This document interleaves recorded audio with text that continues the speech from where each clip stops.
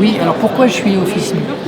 Alors je suis Office Me parce que je suis auteur de bande dessinée, qui est une passion et qui traite finalement de mon autre passion qui est la plongée sous-marine. Et finalement, éventuellement, ce que j'aime bien partager avec les gens, mis à part le fait que les plongeurs font des bêtises ou ce genre de choses, c'est que quand on a des passions et qu'on a envie d'aller au bout, il ne faut pas hésiter.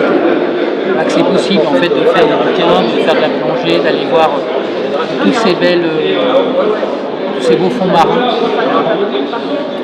Et une de mes autres passions, c'est bien sûr la protection de l'environnement et la biologie marine. C'est pour ça que j'ai, avec Juliette Duchossois, écrit un livre qui s'appelle Le Monde du Silence, qui est aussi une pièce de théâtre, et qui justement rallie ma passion, la sienne, qui est la plongée, mais aussi nos passions un petit peu communes, moi sur la partie écriture et dessin, et elle sur la partie théâtre. Alors, quelqu'un qui voudrait se lancer sur la bande dessinée, je dirais que, encore une fois, il ne faut pas hésiter à le faire. Et par contre, il faut persévérer. Voilà, même si on a l'impression que c'est pas bon au début, il faut refaire et jamais lâcher, et ça marche. Alors le déclic, il y en a eu deux.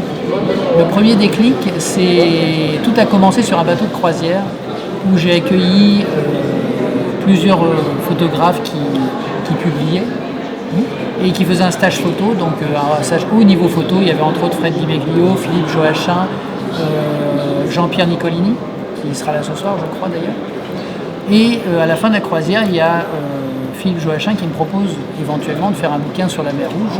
Il faut savoir que dans le même temps, j'ai essayé de publier en tant qu'auteur de bande dessinée et que je me faisais encore refuser pas mal puisque il faut atteindre un certain niveau avant de pouvoir être publiable, on va dire. Et donc d'un côté je me faisais refuser parce que j'avais pas encore le niveau, et de l'autre côté quelqu'un me demandait en fait de publier. Alors c'était pas une bande dessinée, c'était un livre d'illustration, un guide sur la mer Rouge.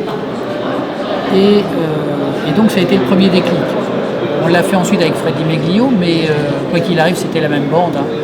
Et ce premier livre m'a montré une chose, c'est qu'en fait c'était possible. Ça paraît toujours impossible finalement de faire du cinéma, du livre, de la musique. Ça nous semble toujours des choses irréalisables. Et là ça m'a montré ça. Ça, c'était le premier déclic. Et le deuxième, c'était finalement quoi faire. Parce que c'est pas parce qu'on a envie de faire de la BD, en fait, il faut avoir quelque chose à raconter.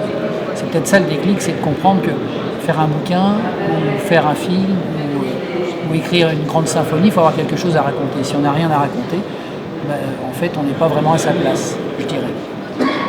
Et c'était un soir à Angoulême où Coyote, donc un auteur de bande dessinée qui est publié dans Fluide Glacial, décédé d'ailleurs depuis, qui me dit « Mais pourquoi tu essayes de faire de la fantasy comme tout le monde alors que tu as une vie particulière ?» Lui, il adorait les Harley, il faisait un bouquin sur les Harley. Il me dit « Toi, tu as une vie quand même qui est vachement spéciale. Tu fais de la plongée, tu voyages, tu vois des fonds marins exceptionnels.